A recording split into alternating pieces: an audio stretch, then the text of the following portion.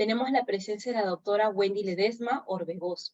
Ella es abogada por la Universidad Pontificia Católica del Perú y es magíster artis en Derecho, Economía y Políticas Públicas por el Instituto Universitario de Investigación Ortega y GATSET, adscrito a la Universidad Complutense de Madrid.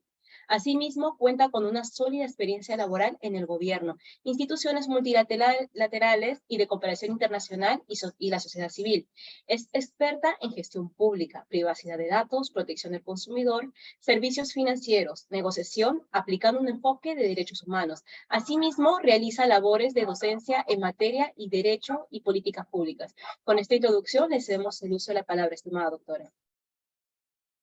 Muchísimas gracias, Tatiana, y bueno, buenas tardes con todos y todas. Muchísimas gracias a B-Lawyer, que en esta ocasión, en convenio con el Ilustre Colegio de Abogados de Huánuco, está llevando a cabo este seminario internacional. La verdad que es un honor poder participar con distintos colegas de otros países, que enriquece la discusión en una rama del derecho que viene creciendo, posicionándose y evidentemente generando una conciencia distinta, no solamente para la academia, sino también para los consumidores en su rol, en sus elecciones de consumo, en los distintos sectores en los que participamos, ¿no? Que de manera transversal es para todos los productos y servicios que se ofrecen en el mercado. Nuestra regulación de protección al consumidor se podría decir que es una regulación que se ha ido fortaleciendo en el tiempo.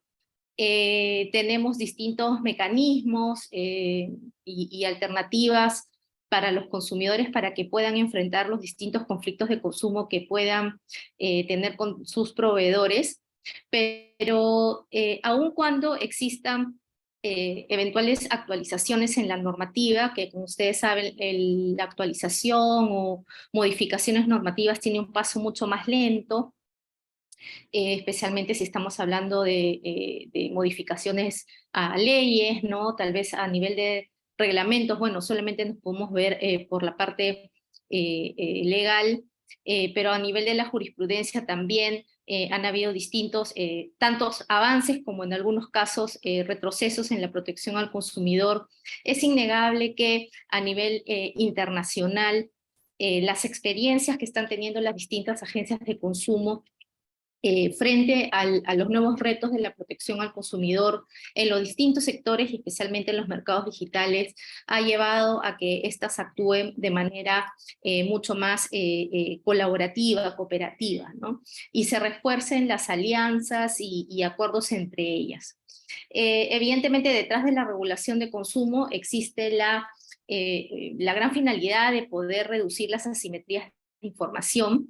Y si bien es cierto el tema de las asimetrías de información es un tema que es transversal hacia todos los consumidores, las asimetrías de información como concepto, nuevamente, es único.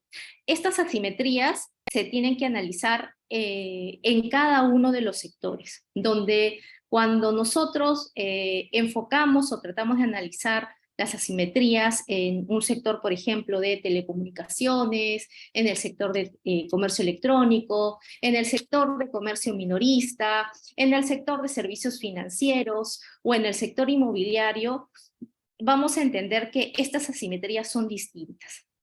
Y son distintas, ¿no? Si bien es cierto, las posiciones entre un consumidor y un proveedor siguen siendo evidentemente asimétricas. El proveedor es el que conoce mejor cuál es su producto, su servicio, cómo lo puede perfilar mejor a un consumidor o a los consumidores en el mercado, evidentemente en las reglas de competencia para posicionar mejor sus productos y servicios, hacerlos mucho más competitivos, más atractivos hacia los consumidores y evidentemente para que lo escojan a él. Pero en cada sector la asimetría de información se afianza y tiene sus propias particularidades. Y es por ello que es necesario poder aterrizar y entender en cada uno de esos sectores cuál es la problemática que se enfrenta, ¿no? Evidentemente en la relación del consumidor con el proveedor.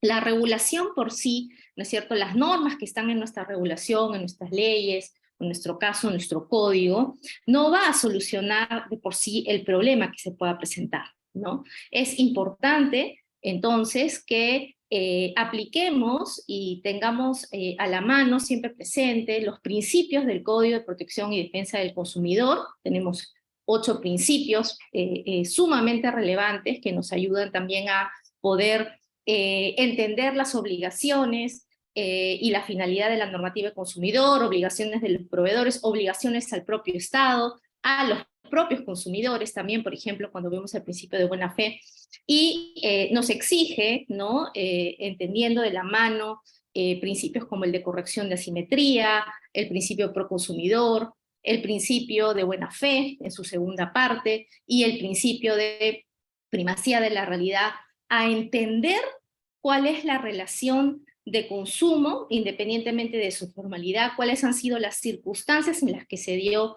esta relación. Entonces, ¿no? Para ir entrando en materia, es importante tener en cuenta que para los servicios inmobiliarios tenemos distintos, evidentemente, expectativas que tiene el consumidor con una realidad que en cada economía, cada país, estos consumidores se enfrentan, ¿no? Debemos tener presente, uno, que no todos los consumidores, por ejemplo, en nuestro país, tienen el acceso a o la posibilidad de estar incluidos financieramente, ¿no? Nosotros enfrentamos en general de manera transversal, ¿no? Un alto grado de informalidad que lamentablemente pues impacta en nuestra economía y evidentemente también en los bolsillos de los consumidores. Y eso hace que en muchos casos, aunque luego de pandemia y con el uso intenso de distintas billeteras digitales, los aplicativos, etcétera, hay muchas personas que no necesariamente estaban incluidas financieramente y ahora ya tienen un historial o un récord, ¿no? Financiero, y por eso es que ahora, ¿no? Muchos recibimos más intensamente llamadas ofreciéndonos distintos productos financieros, ¿no? Porque esa información se saca en los aplicativos CleanDAP, etc., ¿no? Pero todavía existe un gran porcentaje de consumidores que no necesariamente tiene la posibilidad de poder acceder a un crédito con un monto alto, ¿no? Un financiamiento alto. Fácil puede ser, de cierta manera, especialmente en zona urbana, periurbana, tal vez acceder a una tarjeta de crédito, ¿no? Con un monto, tal vez de una línea que podría llegar hasta 2.000, 3.000, 5.000 soles, depende, ¿no? Dependiendo de la evaluación, calificación, ¿no? Que prácticamente a veces nos regalan estas tarjetas de crédito en algunos establecimientos. Sin embargo, cuando queremos financiar ya una compra con un monto mayor, ahí los requisitos evidentemente cambian, evidentemente la exigencia por el riesgo que representa la persona en ese financiamiento son mucho mayores, y por ello es de que no necesariamente todas las personas van a poder acceder necesariamente a un financiamiento, ya sea de una entidad financiera o eventualmente una financiación directa que puede tener de una inmobiliaria, una constructora, que también es parte del modelo, ¿no? En este sector de la oferta que se da a consumidores, ¿no? Entonces, tenemos por una parte el acceso a financiamiento y la posibilidad de la adquisición de un inmueble, ¿no? Y no necesariamente todas las personas, todos los consumidores, tal vez podemos tener la disponibilidad del dinero total para poder pagar ese inmueble. Uno. Dos, para poder ubicar un inmueble, por ejemplo, destinado a una vivienda, ¿no? O eventualmente, si es que yo quiero hacer una puntual disposición de mi patrimonio, para poder invertirla tal vez y tener un retorno en un eventual alquiler o de una oficina o tal vez de un departamento, etcétera, que es algo, por ejemplo, muy usual para las personas adultos mayores, ¿no? Que es una forma también de poder tener un ingreso, así como también evidentemente muchos jóvenes, ¿no? Pero es una situación usual, por ejemplo, en distintas sociedades en las cuales los adultos mayores pues tienen esta inversión en un bien, en un bien inmueble para evidentemente tener un retorno y tener por ahí y compensar un poco la eventual pensión que pueda recibir. ¿no? En este tipo de situaciones, ¿no? En donde existe evidentemente un estado de necesidad, yo lo que voy a buscar es un inmueble que tal vez se encuentre en una buena ubicación, ¿no es cierto? Que sea un inmueble que esté cercano, ya sea a mi zona de trabajo, a mis centros de estudio, a los colegios, a zonas, por ejemplo, empresariales, etcétera, que tenga determinadas características, que por ejemplo tenga la posibilidad de acceso a servicios públicos, es por ejemplo, un proyecto en desarrollo, ¿no? En el cual va a haber pues distinta inversión para que evidentemente eso crezca, etc., ¿no? Pero no necesariamente, ¿no? Esa posibilidad de esa inversión para todos y todas va a permitir a mí, si es que yo ya no estoy satisfecha con esa primera elección, poder elegir otro en las mismas condiciones, ¿no? El costo de cambio es mucho más alto, ¿no? Entonces no es tan sencillo como decir, bueno, no me funcionó esta laptop y entonces la cambio con otra, o eventualmente, ¿no? Podría darse el caso en un automóvil, bueno, este no me gusta, etcétera, poder cambiarlo. En un inmueble el costo es mucho más alto, no es un bien de búsqueda, los costos de búsqueda son altos y el costo de cambio también, ¿no? Si bien es cierto en el Perú, y veía de cara a la presentación que les quería hacer, se ve y se avisora un crecimiento, ¿no? En los precios de la vivienda para el 2023. Esto evidentemente no solamente es desde el punto de vista de el retorno que esperan las empresas por las inversiones que realizan, sino que también estamos en un momento de distintas contracción del mercado, etcétera, ¿no? Por distintas situaciones económicas, tanto externas como internas, ¿no? Existe, ¿cierto?, una oferta interesante en el sector, pero que no necesariamente en las particularidades del sector permite que los consumidores puedan hacer cambios inmediatos, ¿no?, en las decisiones de compra. Peor aún, cuando existe un financiamiento de por medio, ¿no? Y decir, bueno, este inmueble en realidad no cumple con estas condiciones o características, entonces yo cambio otro. Si estás con un financiamiento de una entidad financiera, no es tan sencillo como decir voy a cambiar a otro, ¿no? Bien, ¿no? Que pueda sustituirse, ¿no? Entonces, así como estos grandes rasgos y detalles que les comparto, ¿no?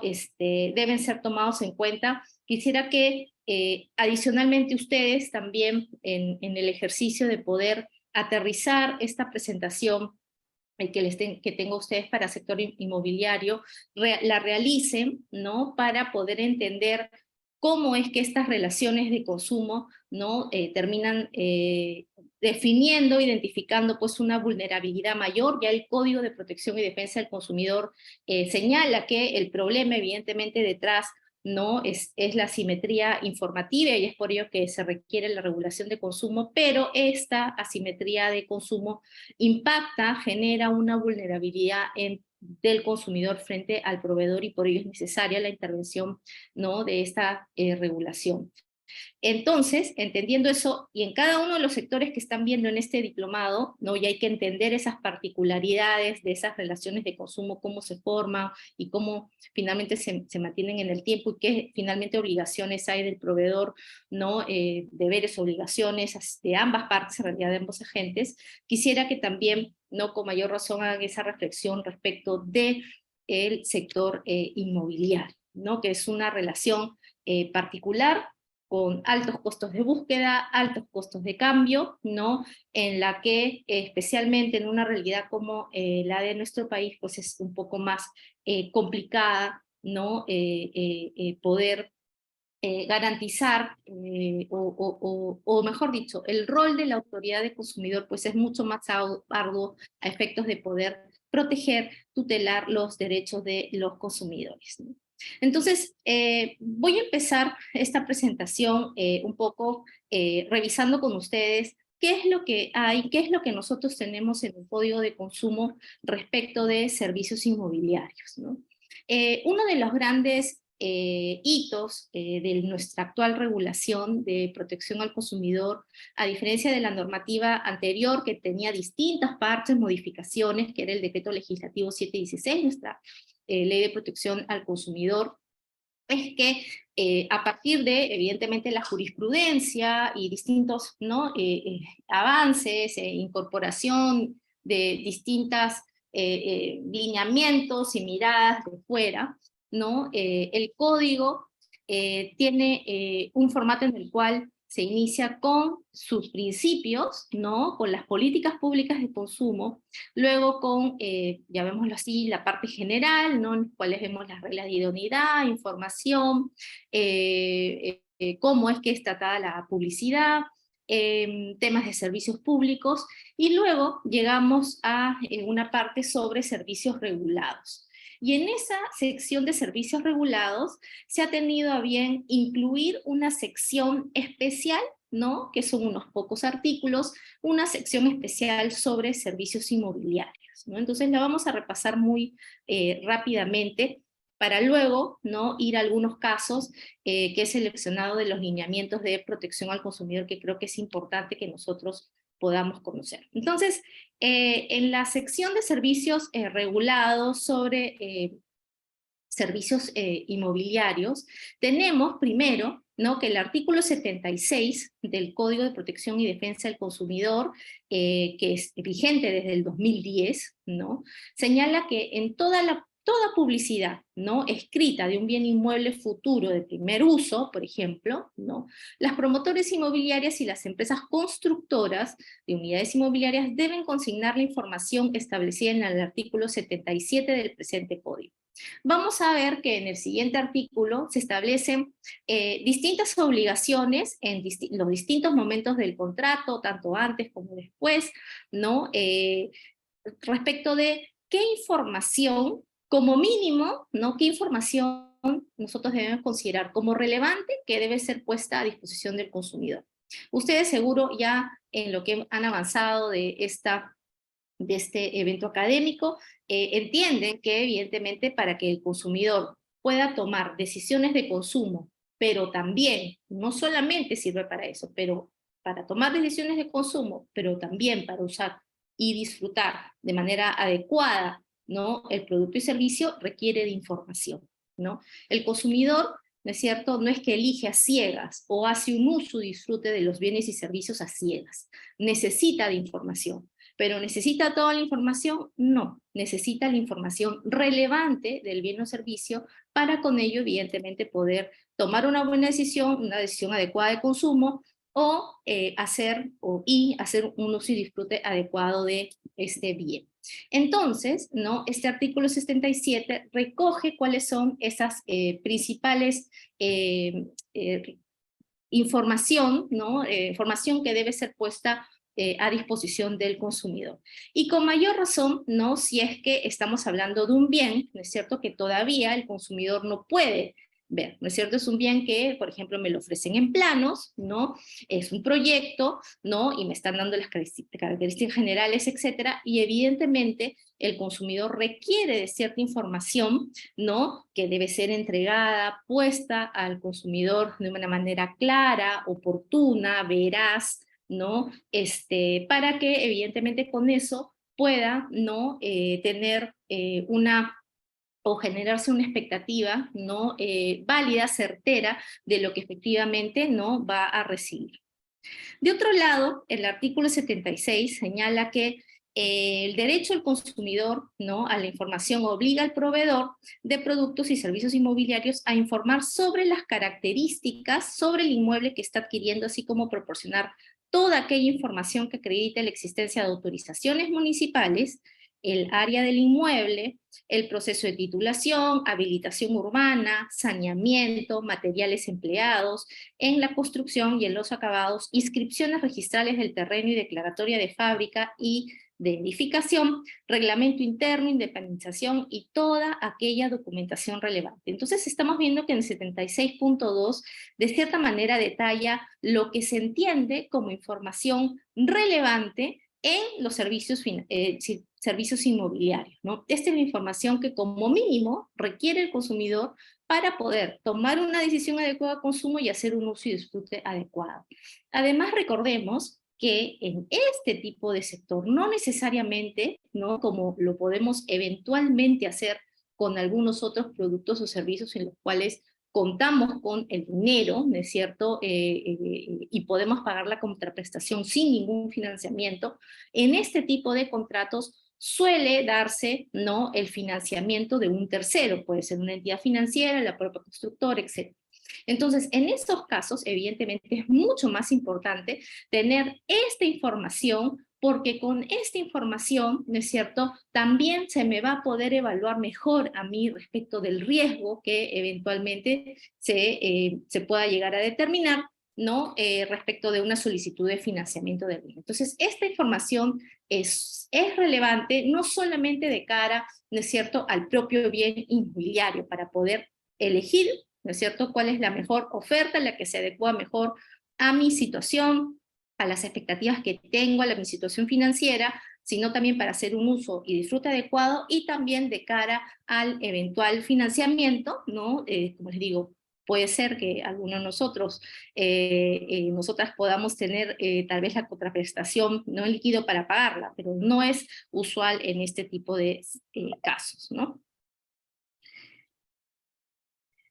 Y entramos ya al 77. Aquí ya comenzamos a encontrar cuál es la información que como mínimo debe ser puesta a disposición del consumidor, ¿no?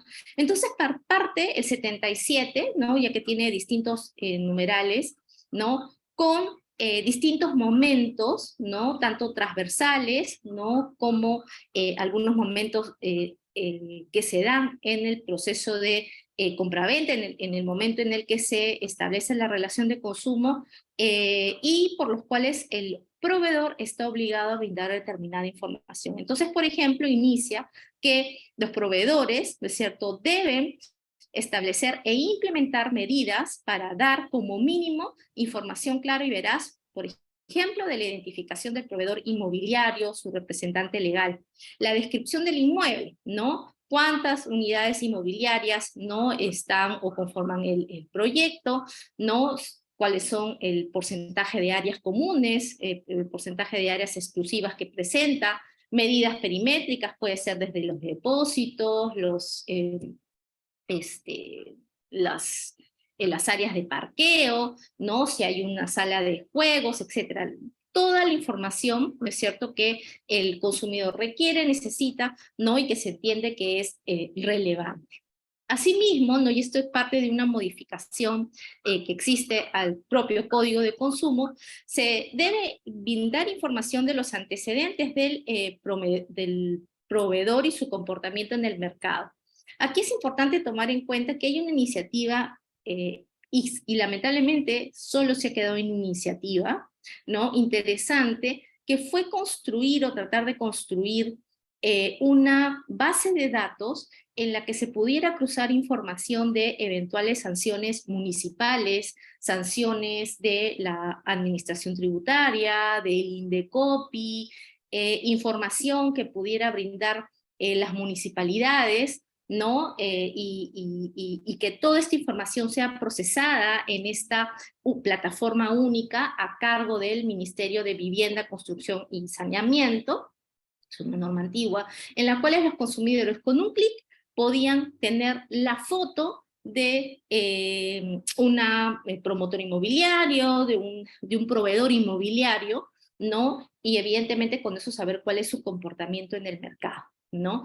La norma, ¿no?, como ustedes pueden ver en el código, señala que deben existir, ¿no?, medidas, el proveedor debe adoptar medidas para que el consumidor acceda a esa información. Puede eventualmente incluirlo, incorporarlo, ¿no?, por ahí que en la página web, etcétera, ¿no?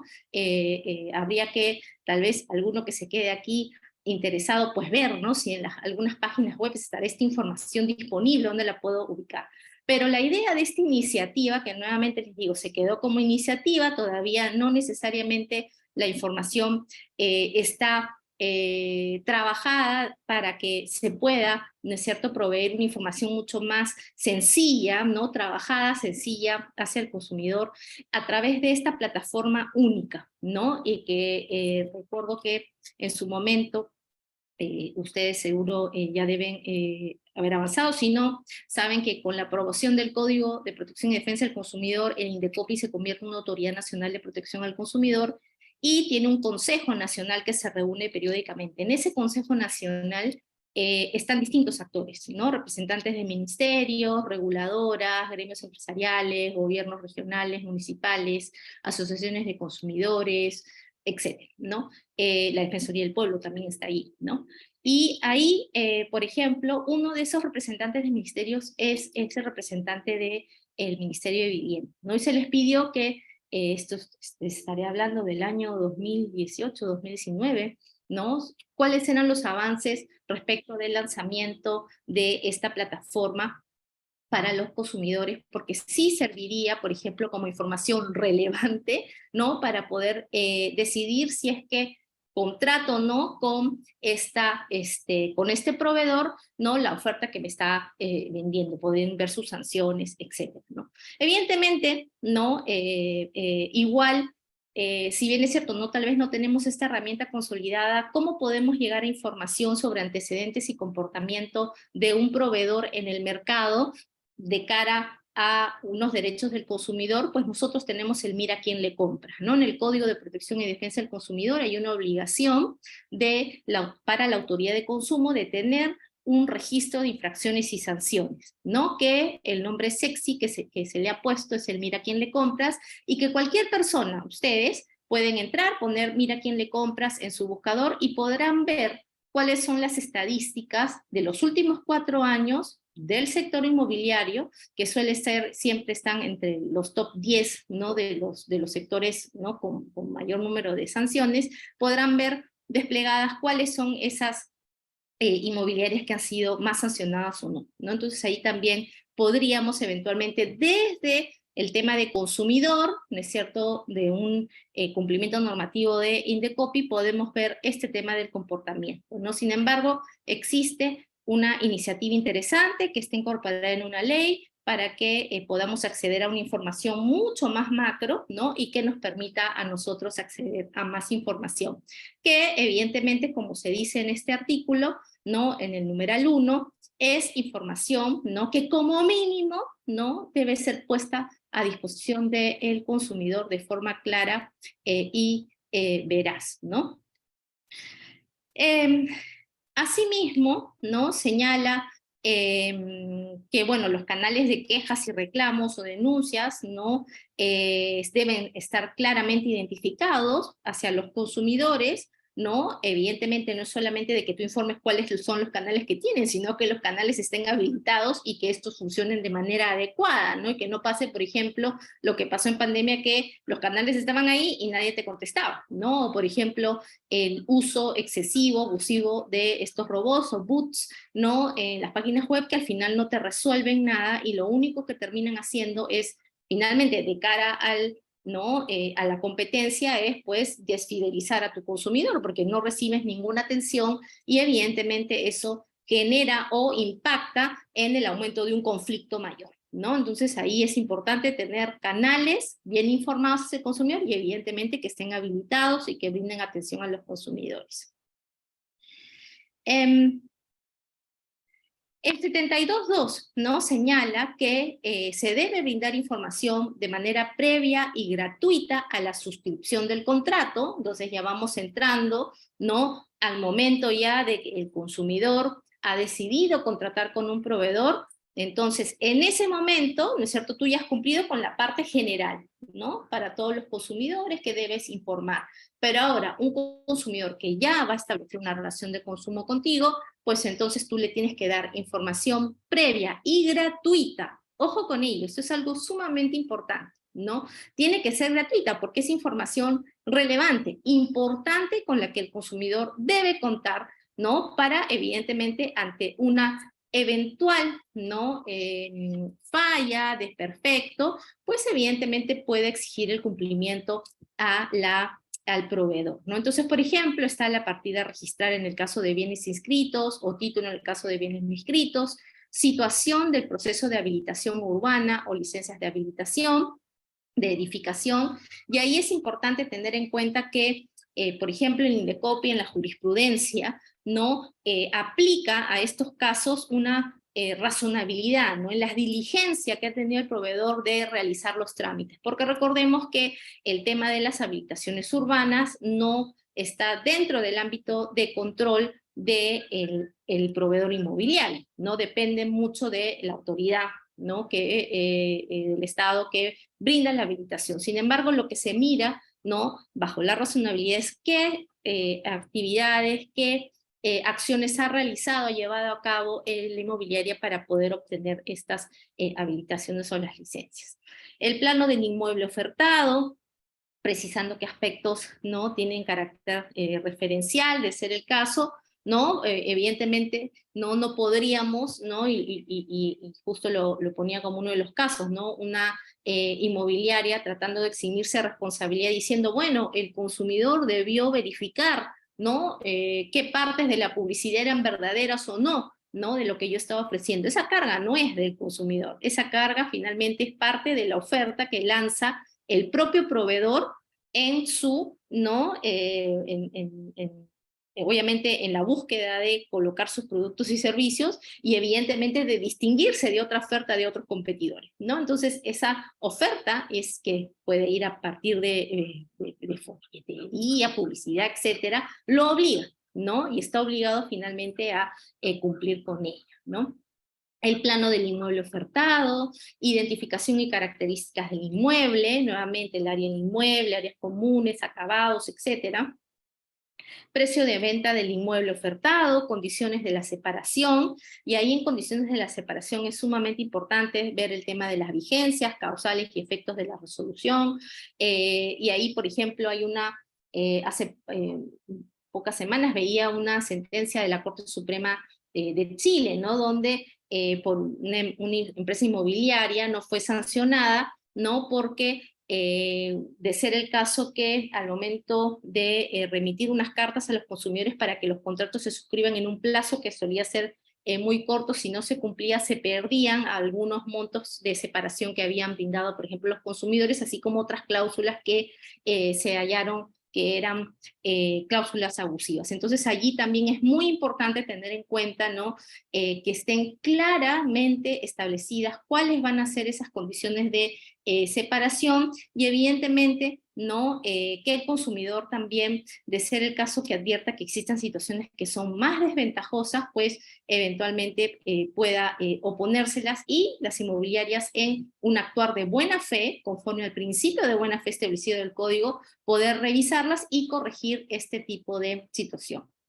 También datos del proveedor, en el caso de bienes futuros, ¿no? El documento que acredite la aprobación del proyecto de habilitación urbana o el anteproyecto de arquitectura según corresponda, ¿no? Y eso es algo sumamente importante. Ahí ha habido un cambio de criterio, ¿no? En el INDECOPI, ya lo vamos a hablar en unos momentos, pero es importante para el caso de bienes futuros que el consumidor tenga la certeza, ¿no? Y en este caso, a partir de estos documentos, de que efectivamente ese bien, si bien es cierto futuro, pues existe, ¿no es cierto?, en un plazo, pues se va a poder materializar esa oferta.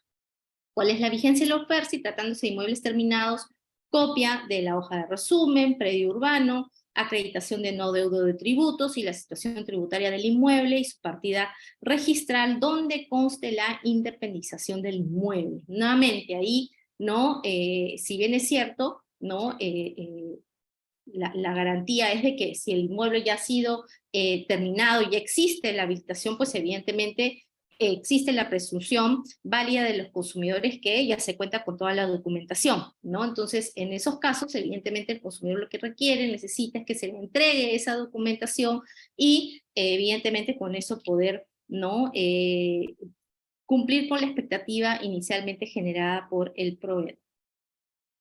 En el numeral 3 del artículo 77, nuevamente, en el cual estamos viendo información que es relevante, importante para los consumidores, ¿no? Debemos tener en cuenta que en este mercado, ¿no? Les comentaba que hay financiamientos que pueden ser dados directamente por el propio proveedor, ¿no? Inmobiliario, como financiamientos que los consumidores pueden acceder por servicios, por intermediación financiera, ¿no? Entonces, en los casos, ¿no? En que el financiamiento sea ofrecido directamente por el proveedor, este se encuentra obligado a brindar información del monto de los intereses y las tasas de interés aplicables, ¿no? El monto y detalle de cualquier cargo adicional, el número de cuotas o pagos a realizar, la cantidad total a pagar por el inmueble, el derecho a efectuar los pagos anticipados o prepago de los saldos, los alcances y obligaciones puntuales de las garantías y avales y cualquier otra información que sea relevante. Esto tiene es similar, ¿no es cierto?, a la información, ¿no?, que finalmente también está obligada la entidad financiera a brindar. Pero evidentemente en el sistema financiero, ¿no?, nosotros tenemos, no solamente por la normativa de consumo, sino por la propia regulación que emite la superintendencia, ¿no?, un control mucho más alto, es un sector altamente regulado donde existen todas estas obligaciones. No necesariamente en un sector, ¿no?, y en otros sectores donde los propios proveedores ofrecen esos financiamientos, ¿no?, necesariamente, ¿no?, se menciona para cada uno qué información se tiene que dar. Está de manera transversal general en el código, ¿no? Cuando el proveedor ofrece financiamientos, tú tienes que dar esto. Sin embargo, en la fórmula legal del Código de Consumo, nuevamente, si bien está en la parte general, ¿no es cierto?, se ha visto la importancia de incorporar, ¿no?, de nuevamente repetir la obligación de los proveedores inmobiliarios cuando otorgan financiamiento de brindar esta información, ¿no? Como cualquier otro proveedor, pero ¿no?, se le vuelve a recordar, si estás dando ese financiamiento directo, ¿no?, tú tienes que brindar, ¿no es cierto?, como mínimo esta información al consumidor. Nuevamente, ya no es solamente para poder decidir, ¿no es cierto?, cuál es la mejor opción, sino también para hacer un uso y disfrute adecuado. En este caso, evidentemente, para cumplir con las obligaciones que está asumiendo con el proveedor. Y si la financiación es directa con una entidad financiera, evidentemente se tendrá que seguir adicionalmente, ¿no es cierto?, a estos temas generales, a estos requisitos y obligaciones generales, también a las obligaciones que establece la Superintendencia de Banca, Seguros y AFP, ¿no?, que tiene la regulación específica que pasó de ser de transparencia e información, ¿no?, a gestión de conducta de mercado en el sistema financiero. El 78, ¿no?, señala ya y habla más ya de los contratos, ¿no? En los contratos, evidentemente, no es importante que el consumidor tenga información, ¿no es cierto? Evidentemente las cláusulas deben ser redactadas de manera clara, ¿no es cierto? No debe ser de manera confusa, no se debe incorporar pues cláusulas que pongan en una situación más desventajosa al consumidor frente al proveedor o que le genere pues una mayor onerosidad y con eso pues evitar cualquier situación que finalmente le cause un perjuicio, ¿no? Entonces, como mínimo, dice que el contrato debe tener la identificación de las partes contratantes, del inmueble, la partida registral del inmueble, el área exclusivo común, el precio de venta, forma de pago y plazo, los plazos, fechas y condiciones expresas de entrega del inmueble y penalidades por incumplimiento, ¿no? Y ahí evidentemente es muy importante para el consumidor, especialmente en las situaciones de bienes o inmuebles, ¿no?, que van a ser pegados en un futuro, evidentemente establecer esas penalidades por el incumplimiento, porque ahí se generan distintas situaciones donde el consumidor, por ejemplo, ¿no?, le dicen que la entrega va a ser en diciembre del 2023 y está en un alquiler, ¿no? Y evidentemente tiene su contrato negociado con o un tercero, con el proveedor, con el inquilino, hasta un plazo, y el inmueble al final se lo entregan en el 2025, ¿no? Entonces, evidentemente, eso va a generar distintos gastos, ¿no?, distintos costos adicionales que no fueron previstos por el consumidor, ¿no?, y que evidentemente se generaron por un incumplimiento del contrato del proveedor, ¿no es cierto?, en ese caso el proveedor inmobiliario. Entonces, este tema es sumamente importante para el consumidor, ¿no?, para que quede claro, ¿no?, cuáles son esas penalidades por el incumplimiento, y nuevamente, ¿no?, en este caso, aplicando el principio de buena fe, pues este tipo de cláusulas pues deben ser negociadas, ¿no?, entre ambas partes, ¿no?, bajo la premisa de este principio de buena fe, y no poner una situación desventajosa, ¿no?, al consumidor, ¿no?, en la cual a veces no se les reconoce nada, o en el peor de los casos, como se han dado algunas situaciones, el proveedor no cumple, ¿no?, con la cláusula que él mismo ha pactado y aceptado. La obligación del vendedor de firmar todos los documentos que sean necesarios para perfeccionar la transferencia del inmueble, y incluir en el contrato cuáles van a ser los mecanismos para la solución de controversias, ¿no? Ahí es importante tener en cuenta, ¿no?, o recordar, ¿no?, que en el Perú hay distintos mecanismos de solución de conflictos para los consumidores. Evidentemente, la idea es poder tener un abanico de soluciones que pueda tener el consumidor. Igual, obviamente, el derecho de presentar una denuncia es irrenunciable para el consumidor, ¿no? Pero existen distintas iniciativas que deben ser reconocidas. Por ejemplo, ahí, ¿no?, hay una iniciativa gremial privada en la cual en distintas empresas inmobiliarias, ¿no?, que forman parte de un gremio, han creado, ¿no?, una especie de ombudsman que permite, ¿no?, sin necesidad de ir a una autoridad administrativa, al Poder Judicial, ¿no?, un mecanismo, una vía para que se puedan solucionar conflictos en este sector, ¿no? Entonces, por ejemplo, en los contratos de estas agremiadas, ¿no?, a esta solución, podría muy bien, ¿no?, además de incluirse que cualquier controversia, ¿no?, evidentemente el consumidor tiene derecho a utilizar los canales, ¿no?, que tiene a disposición la normativa, porque no lo puede desconocer. También evidentemente incluir que tienen este centro de conciliación, arbitraje, etcétera, ¿no?, de este gremio, que en un tiempo menor, ¿no?, y con la certeza de estándares que aplican para evidentemente brindar una solución oportuna a los consumidores, se puede encontrar una solución a cualquier incumplimiento, ¿no? También continúa en el caso de contratos de compraventa, cuando habla de bienes futuros, ¿no? Cuando estamos en el caso de lotes, la resolución emitida por la municipalidad y el plano de la aprobación del proyecto de habilitación, el plano de la lotización, plano de lote con la indicación del área y medidas perimétricas, y las características de la habilitación urbana, ¿no? Y eso en realidad es importante que el código lo mencione como tal, especialmente, ¿no? Nosotros podemos ver mucha oferta en distintas, no solamente zonas de Lima, ¿no?, en el sur, en el norte, ¿no?, donde se está moviendo bastante este sector, que evidentemente se ofrecen, ¿no? Hay una oferta interesante de lotes. Entonces, esos proveedores deben ofrecer como mínimo, ojo, no es lo único que tienen que ofrecer, pero como mínimo deben ofrecer esta información a los consumidores, y evidentemente, ¿no?, cumplir, ¿no?, con la oferta que ellos mismos están dando a los consumidores en el mercado.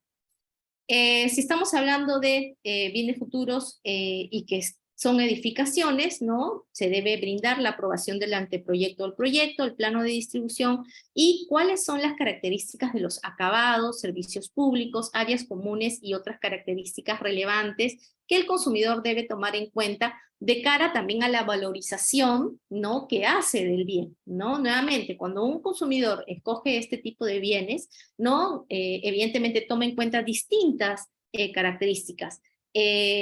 Una de las más importantes, evidentemente, es el precio y la posibilidad de financiamiento que tiene, ¿no? Y tengamos en cuenta que, por ejemplo, un consumidor, cuando elige un bien inmueble, ¿no?, puede ser que presente una solicitud de financiamiento a todas las entidades financieras, ¿no? Y ustedes dirán, no, pero bueno, hay algunos proyectos, o casi todos, que están o tienen un financiamiento directo con una entidad financiera, ¿no? Pero eventualmente, ¿no?, por ahí que esa entidad financiera dice, no, usted no califica, así que el consumidor podría optar por otras entidades financieras para poder presentar su solicitud. Va a tener que, evidentemente, asumir los gastos de tasación de cada una de esas entidades financieras, los gastos notariales, etcétera, porque hay otros gastos administrativos que va a tener que asumir si es que no lo hace con esa entidad que financia directamente, y puede ser que en esa situación, ¿no?, esta persona no obtenga ese financiamiento, ¿no? Y lamentablemente, por más que ese bien era el que de cierta manera cumplía las expectativas que tendría, pues tendrá que buscar otro, en otro distrito, en otra ubicación, etcétera, con otros acabados, ¿no? Y con otras características por ahí que quería, pues, 2 estacionamientos, ya no va a poder, va a tener que ser un estacionamiento, quería un depósito, ya no puede con un depósito, etcétera. ¿No? Estaba cerca de un parque, estaban cerca de los colegios, o estaba en un centro comercial, etcétera, ya no va a poder escoger, ¿no? O tener esa facilidad, ¿no? O va a ser una zona más distanciada de zonas de transporte público, etcétera, ¿no? Entonces, es importante de cara, ¿no es cierto?, a ese financiamiento, esa solicitud de financiamiento que realice el consumidor y obviamente para su elección, que se brinde esta información, y especialmente si estamos hablando de bienes futuros, porque hay, ¿no es cierto?, una expectativa que el consumidor se genera y obviamente sobre ello valoriza esa inversión que va a realizar y eventualmente pues suscribir el contrato con el proveedor.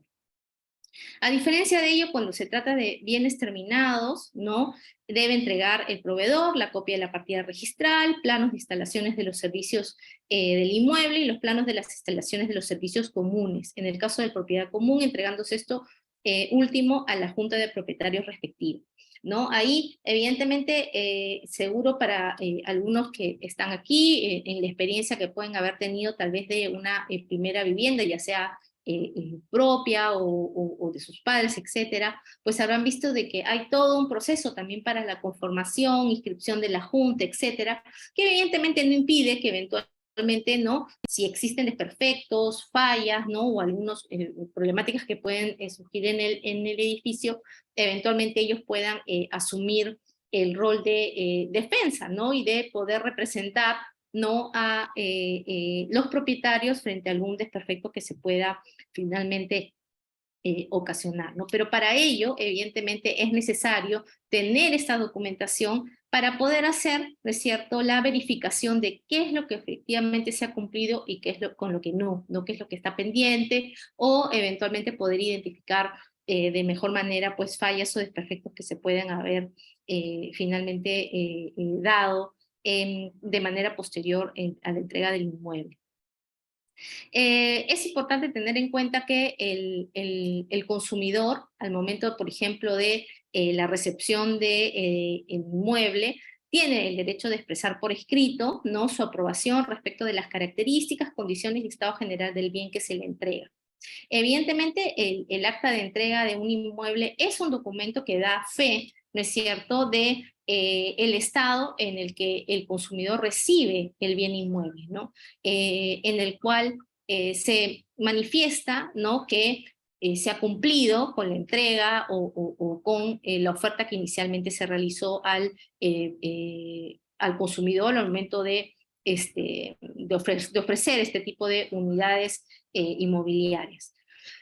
Pero, ¿no?, este artículo, ¿no?, señala que el consumidor puede expresar también, ¿no?, su desaprobación siempre que esta entrega no corresponda a características y condiciones previstas en el contrato, ¿no? Y ahí nuevamente, ¿no?, recordemos el principio de buena fe en el actual del mercado de todos los agentes que participan en el, consumidores, proveedores, asociaciones de consumidores, y el código incluye, ¿no?, a los representantes también de las asociaciones de consumidores, ¿no?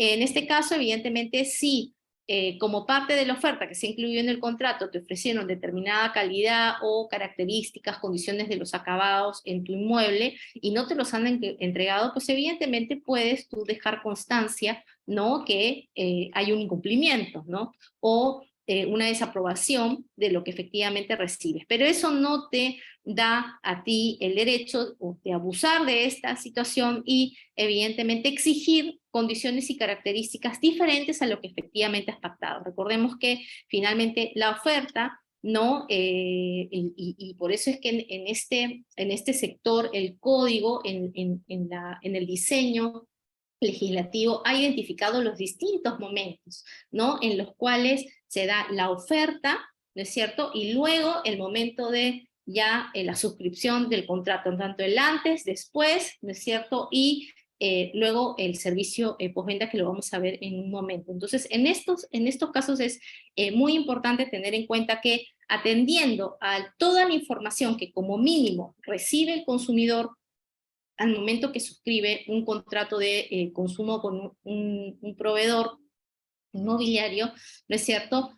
Se puede, evidentemente, tener certeza de lo que efectivamente vas a recibir, ¿no? Y es por ello que aquí, si bien es cierto, puede resultar innecesario, ¿no? Se ha entendido que es importante tener en cuenta que, si bien es cierto, tú puedes manifestar esa desaprobación, eso no te da eventualmente o te pone en la posición de que tú puedas exigir otro tipo de características que no fueron concebidas o originalmente, inicialmente ofrecidas al consumidor, ¿no? Entonces se pone en distintos supuestos, ¿no? Por ejemplo, en el caso de venta de bienes futuros, ¿no? El numeral 2 señala: el consumidor puede expresar su desaprobación sobre desperfectos, deficiencias u otras condiciones que desmejoren el valor del inmueble que se le entrega o que impidan o limiten su uso, ¿no? Por ejemplo, ahí había un caso, ¿no?, en el cual se ofrecía pues un proyecto inmobiliario con balcones, ¿no?, en este edificio, ¿no? Sin embargo, ¿no? Tal vez algunos recordarán esta nota periodística, creo que salió el año pasado, ¿no? Salió un reportaje, ¿no? En un dominical, ¿no? En el cual pues ese balcón no entraba ni un pie, ¿no? Entonces, en realidad ese balcón, como está ofrecido en la publicidad, ¿no? Y que eventualmente pues tienes un balcón para sentarte, disfrutar tal vez un momento de tu vista, etcétera, pues eventualmente pues no se podía evidentemente usar y disfrutar conforme al ofrecido, y en este caso pues desmejoran el valor del inmueble. Yo compré un bien futuro con una expectativa que nacía de la propia oferta del proveedor, no me la creí yo, de la propia publicidad, el contrato, etcétera, y al final terminé, ¿no?, recibiendo un bien con características distintas, ¿no? Se pone también a la situación de los casos de venta de bienes de segunda mano, ¿no?, o que no son de estreno. El consumidor puede expresar su desaprobación si el proveedor modifica las características y condiciones del inmueble que se vende con posterioridad al contrato de compraventa, ¿no? Entonces, se van a hacer mejoras, ¿no?, en el inmueble, pero al final pues ha cambiado las características iniciales, tal vez redujo pues un espacio, o le cambió de mobiliario a la cocina, a los baños, etcétera, y evidentemente pues no son las mismas características que inicialmente me habías ofrecido, ¿no?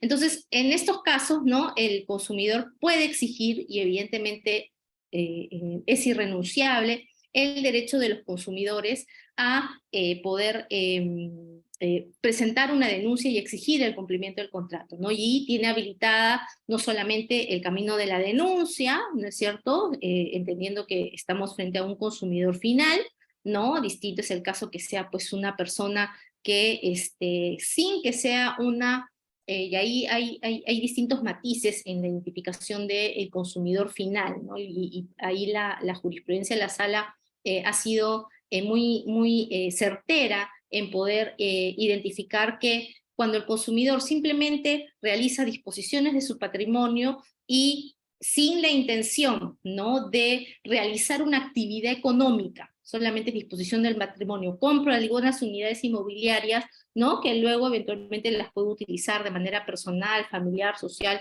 o eventualmente no, para realizar una actividad que pueda proveerle de su sustento, etcétera. En esos casos estamos hablando de un consumidor final. Distinto es el caso de una persona, que puede ser natural o jurídica, ¿no? Sabemos que en las pequeñas empresas, por ejemplo, también los microempresarios están protegidos, ¿no? O las personas jurídicas, ¿no? Por ejemplo, asociaciones sin fines de lucro también están protegidas y se entienden como consumidores, pero distinto es el caso de una persona, por ejemplo, natural, que haya comprado distintas unidades inmobiliarias, puede ser estacionamientos, tiendas, departamentos, oficinas, etcétera, pero lo realiza, ¿no?, como parte de una actividad económica que quiere realizar y que mantiene en el tiempo, que hay una habitualidad respecto a esa actividad. En esos casos no estamos frente a un consumidor, ¿no?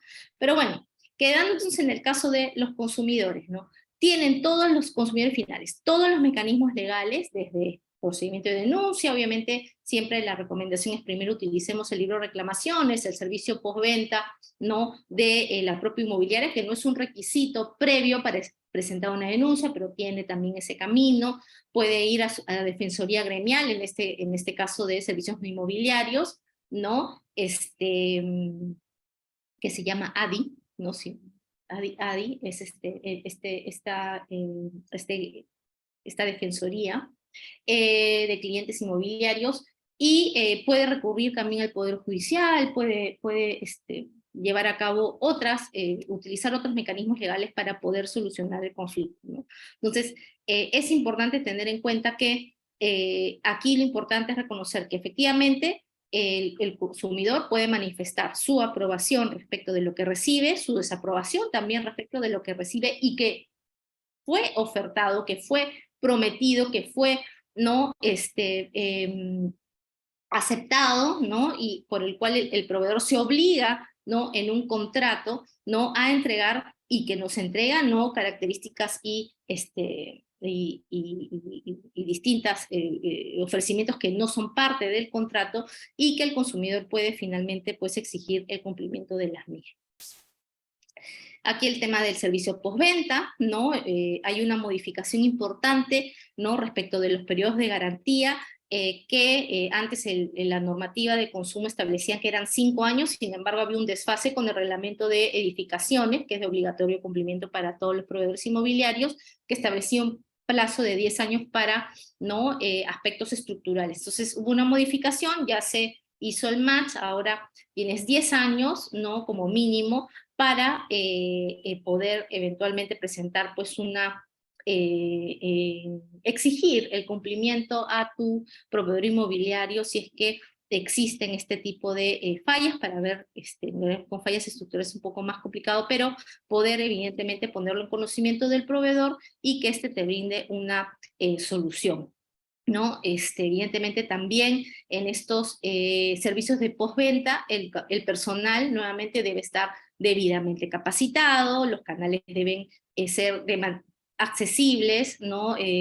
Gratuitos para el consumidor, se les debe facilitar información evidentemente del inmueble, el manual del uso del propietario, ¿no? En el cual debe haber toda una descripción de los componentes del inmueble, el personal nuevamente capacitado, idóneo, ¿no? Ofrecer el servicio de atención de manera adecuada, en plazos razonables, brindar una respuesta al consumidor, y con eso no entender que por plazos razonables y obviamente brindar una atención adecuada quiere decir que necesariamente el consumidor se le tiene que dar una solución, porque el proveedor está reconociendo una responsabilidad, ¿no?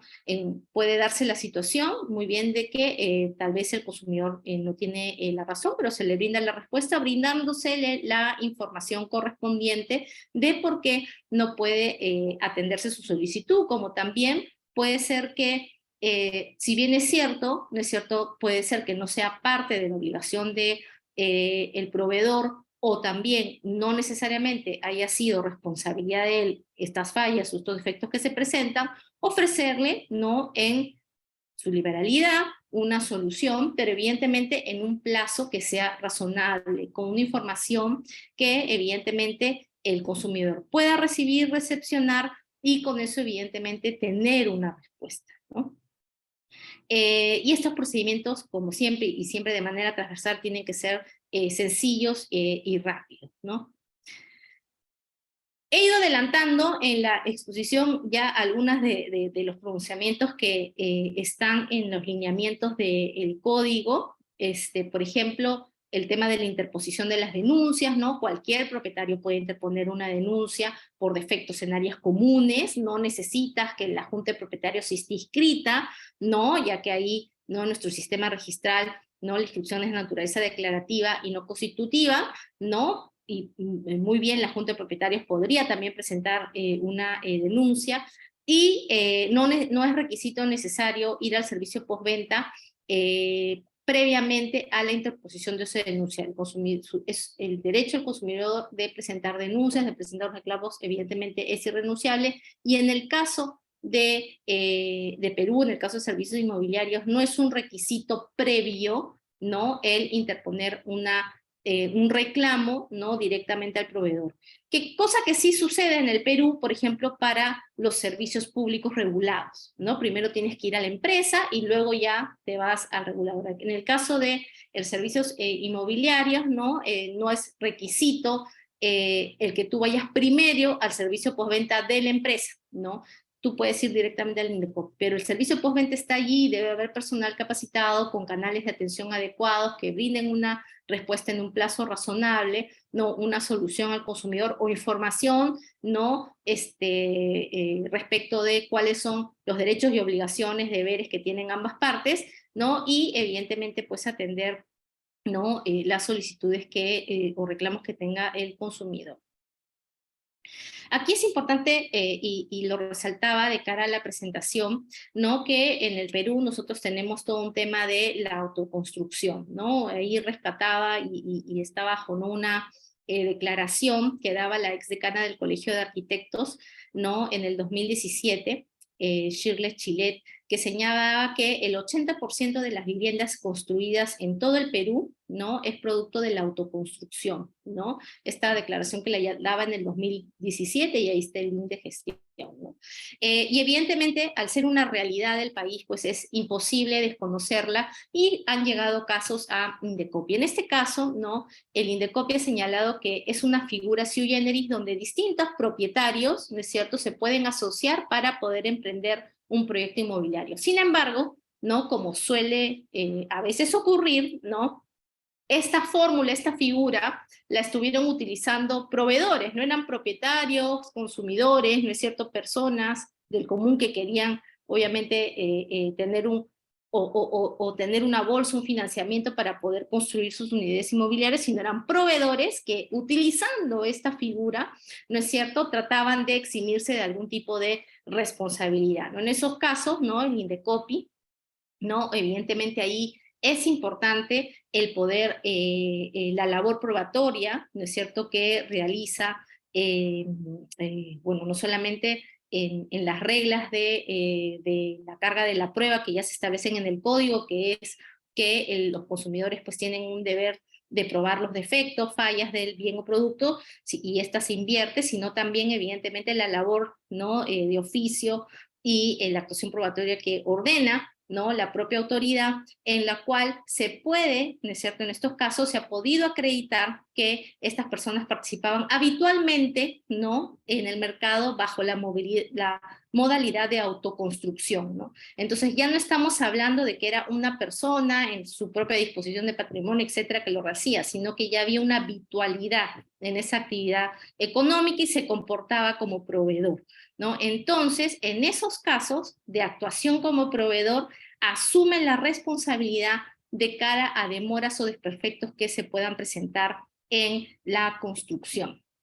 En el caso de contratos preparatorios, ¿qué es lo que ha dicho Indecopi? Aquí es importante, y por eso iniciaba la presentación recordando, ¿no?, que el Código de Protección y Defensa del Consumidor, que entró en vigencia en el 2010, establece 8 principios, ¿no?, que finalmente son principios que son transversales a toda la regulación de consumo. Y nuevamente, uno de esos principios, que es el principio de protección mínima, te dice que el Código de Protección y Defensa del Consumidor tiene la protección mínima, ¿no?, en materia de consumo, y eso no desconoce otras normas que de manera complementaria en el marco de sus competencias puede elevar esa protección. No deberían existir normas en ningún otro sector que impacte a consumidores y o usuarios que rebajen esa protección, ¿no? No deberían existir, ¿no? Entonces, ¿no?, uno de esos principios, bueno, este es de protección mínima. Otro principio es el principio de primacía de la realidad,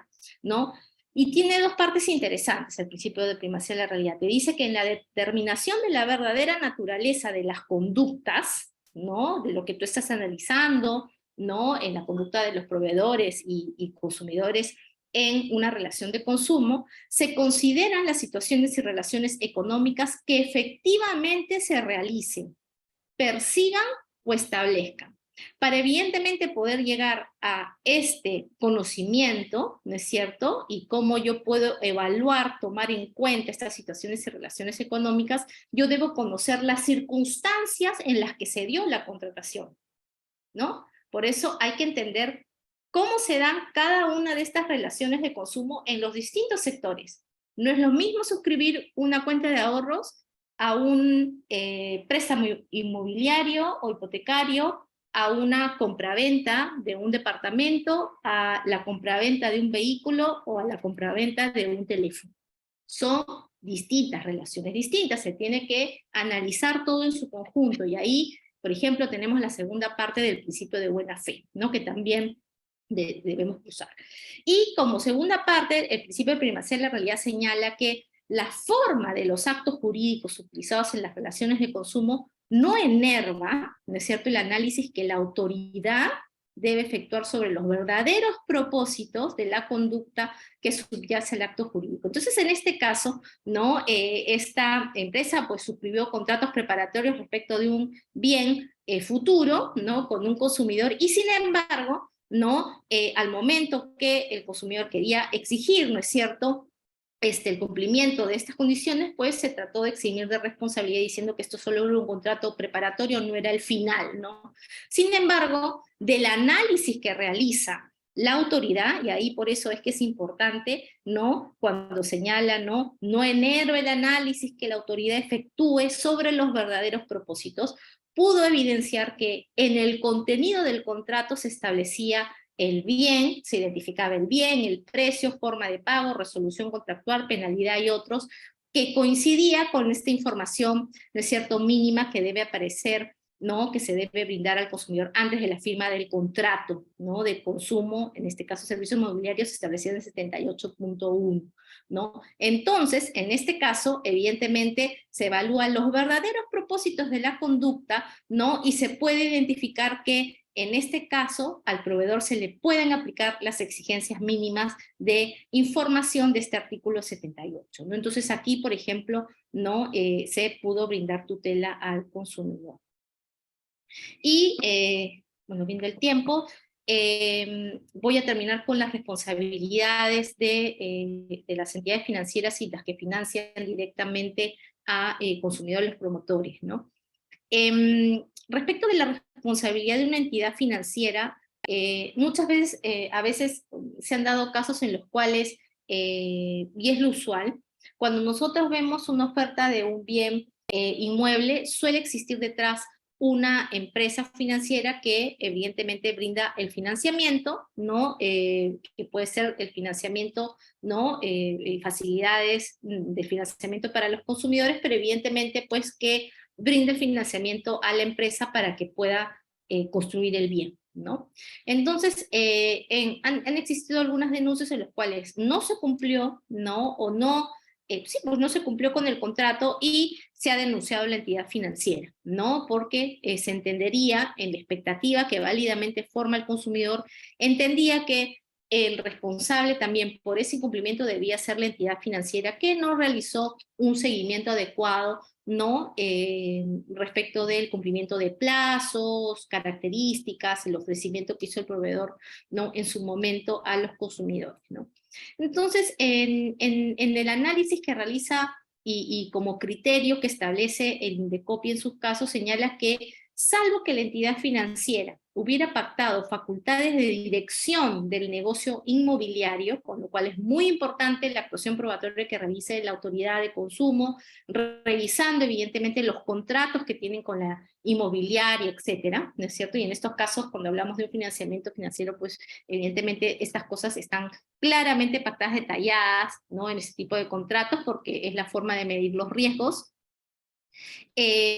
Y pone como ejemplo como la restricción de armadas por incumplimiento de los avances u otros en similar sentidos, salvo sea este caso, ¿no es cierto?, en los cuales sí se podría eventualmente determinar responsabilidad de la entidad financiera por incumplimientos, no se va a poder hacer si es que hay demoras o defectos, ¿no?, si es que no existe, ¿no es cierto?, esta situación. Si es que estas pacto, ¿no?, de dirección en el negocio inmobiliario no se encuentra presente, no se advierte en esa vinculación que tiene la entidad financiera con con la empresa o el proveedor inmobiliario, entonces no podrá atribuírsele de responsabilidad al banco así o a la entidad financiera, así existan demoras, defectos, o en la publicidad se haya incluido la entidad financiera, ¿no? Entonces ahí es muy importante, ¿no es cierto?, la actuación probatoria en la cual se tendrá que presentar, revisar, analizar cuál era la vinculación que tenía la entidad financiera con el proveedor inmobiliario, ¿no? Y con ello determinar hasta qué punto, ¿no es cierto?, había un involucramiento en el negocio inmobiliario de la entidad financiera y, por tanto, también, evidentemente, pueda responder ante determinados incumplimientos frente al consumidor, ¿no? En el caso, si es que, por ejemplo, es el propio proveedor inmobiliario el que brinda los financiamientos, ya sabemos que la información que debe brindar al consumidor debe ser finalmente completa y debe observar, evidentemente, también las propias reglas que establece el código respecto del cobro o, por ejemplo, este, de intereses por mora, etcétera, que ya están establecidos algunos topes por el Banco Central de Reserva, ¿no? Son libres finalmente de pactar las tasas de interés que eventualmente no puedan, con las cuales se va a brindar el financiamiento, siempre, ¿no? Y como no son del sistema financiero, no siempre observando los topes que hayan establecido, ¿no?, el Banco Central de Reserva y que el código también reconoce. Hay otros casos también que tenía aquí, pero veo que ya estamos un poco avanzados, así que no sé si tal vez, Tatiana, veo ahí algunos chats que tal vez quieran hacer algunas preguntas los que están participando en esta sesión.